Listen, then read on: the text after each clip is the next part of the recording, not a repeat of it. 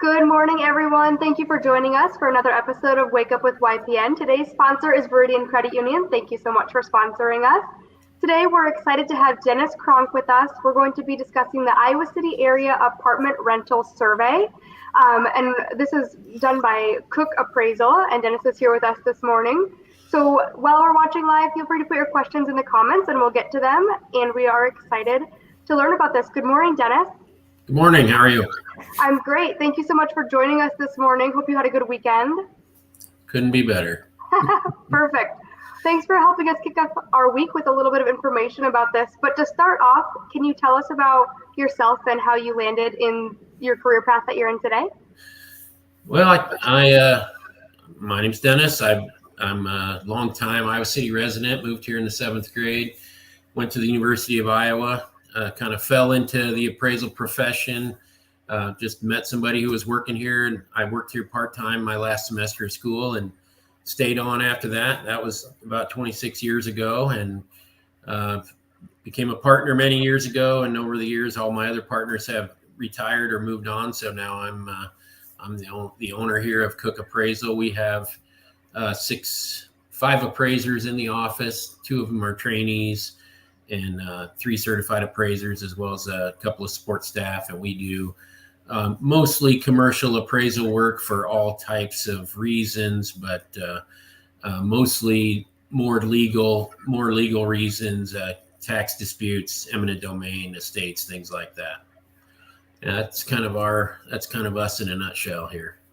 Perfect. Well, thank you for sharing that you're a Hawkeye and been here your whole life. So very excited to have you this morning. And today specifically, it sounds like we're going to be talking about the 2023 apartment rental survey. Can you tell me a little bit about why you do that survey and how that works?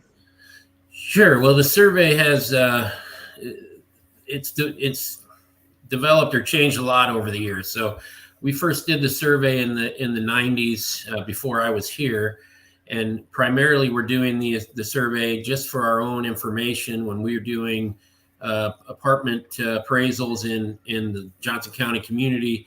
It's really good to have this information, both the rent information and the vacancy information, for our own purposes. The survey has morphed over time. It's grown significantly. Originally, we did it every year. Now we do it every other year because it's such a big endeavor. And frankly, we don't do a ton of local appraisal work. We work all over the state. And so for our own personal use, it's diminished quite a bit.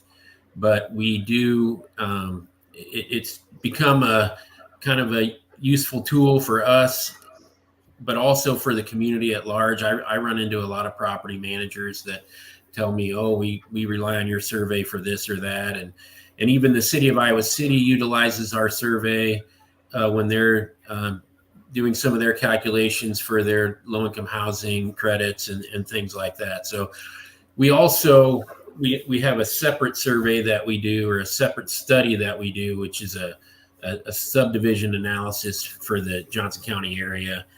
That's a survey that we sell to developers and banks. And so we incorporate the rent study, the apartment rental survey, with that study as well. So, so its purpose and its use has changed a lot over the years, but it's been a valuable tool for us, and I think for the community at large. Okay, great. And then with that in mind, how do you gather that data and who participates in that survey? So our participants are property management companies, individual property owners.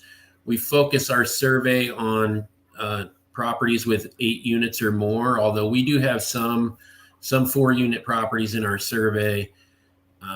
We don't really get involved with duplexes and single-family home rentals. The amount of time and effort it would take to gather information from every single owner of a rental property in town would be too great. So we focus on larger units and hopefully mostly managers of larger properties. But we now have gone to an email based survey where we're not quite able to gather data by online input, but we do email the surveys, and we mail them as well.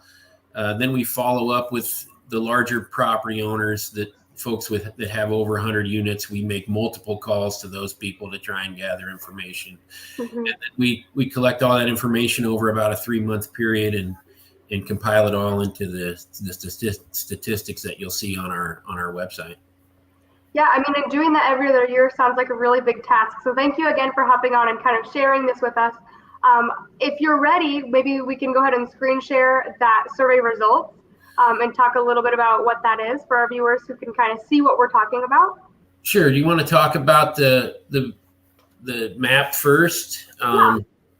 So yeah, go ahead and share with us kind of where you separate those boundaries. Sure. So this is what we have called the Penncrest Mile, this map. And that's basically when we started the survey in the 90s, we developed this drawing that shows really where more of the student focus is for apartments. And so we broke down the survey into originally 2 zones, and then it's developed into 3 and 4 and 5 zones. But this map shows zone 1, and that's all the units in this zone are zone 1. Any other unit within the boundaries of Iowa City, but outside of zone 1 would be zone 2. And then zone 3 is Coralville, zone 4, North Liberty, and zone 5 is Tiffin. So 93% of our units surveyed are in Iowa City and Coralville. So that's still the vast majority of our units come from zones 1, 2, and 3. We're trying to get more responses and more units in North Liberty and in Tiffin. I think this might be the second survey that we've incorporated Tiffin because it's growing so much. But the bulk of our units are still in Iowa City, Coralville, and in zones 1, 2, and 3. But we can talk about the chart now and what's going on. Perfect. I'll let you kind of share a little bit about the results, and then I'll stop you if you have any questions, if that's okay. Sure.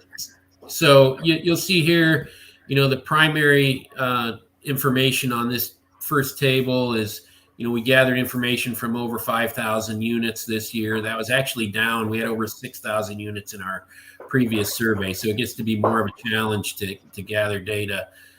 But you'll also see, I want to say about 80% of the units are 1-bedroom and 2-bedroom units, and about 90% of the units, like I said, are in Iowa City and Coralville.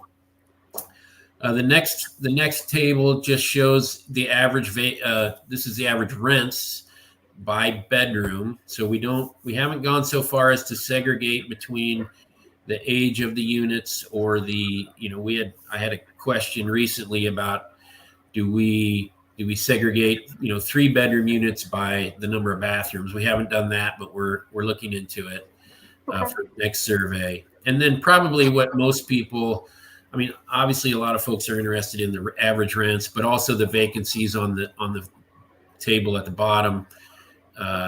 That's showing what the vacancy rates are across each zone and each unit type. And I think the important thing on that particular table is, overall vacancy is down about 0.5% from our previous survey. And I did a little chicken scratch math a few weeks ago when I was giving this presentation to somebody else.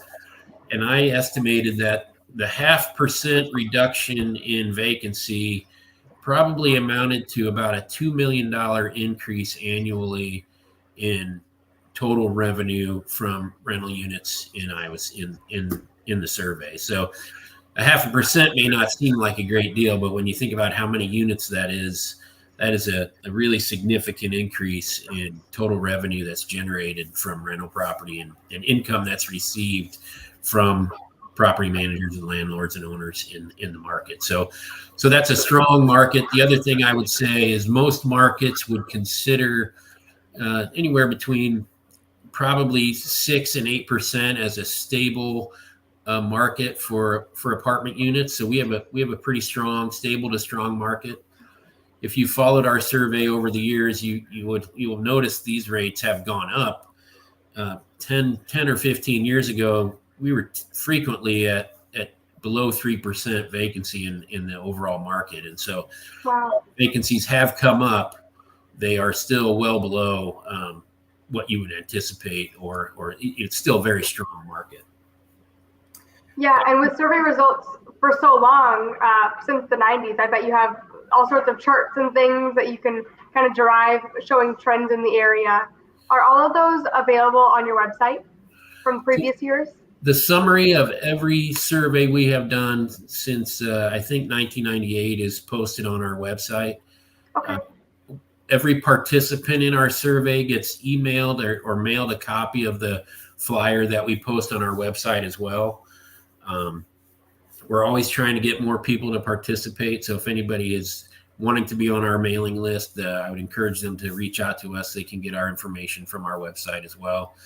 And I would also say, the relationship between appraisers and realtors is very important to us. May not be so important to you guys sometimes, but we reach out and talk to realtors daily about mostly about commercial transactions and rent rates and things like that. So we appreciate you guys a lot, and we appreciate when you take our calls, and we'd be happy at any time if somebody had a question about a specific information in our survey. And we have some other information that we don't publish but could give out. For instance, we track vacancy rates by age. So I have a chart that shows properties built in the 60s, built in the 70s, built in the 80s, and so on.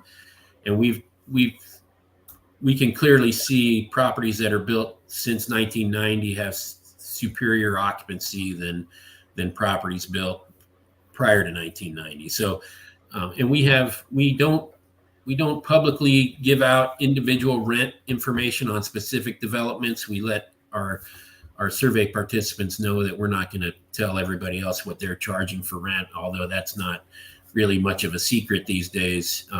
We do have other data that we can provide, and we're happy to do so if there's something that we can do to help with folks.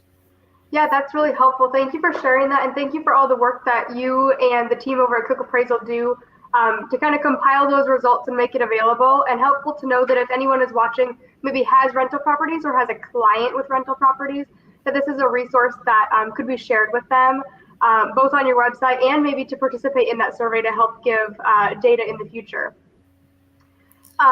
Dennis, this has been a great, quick educational moment about what you do and kind of what we can learn from that survey. Is there anything else that you'd like to share with our viewers today?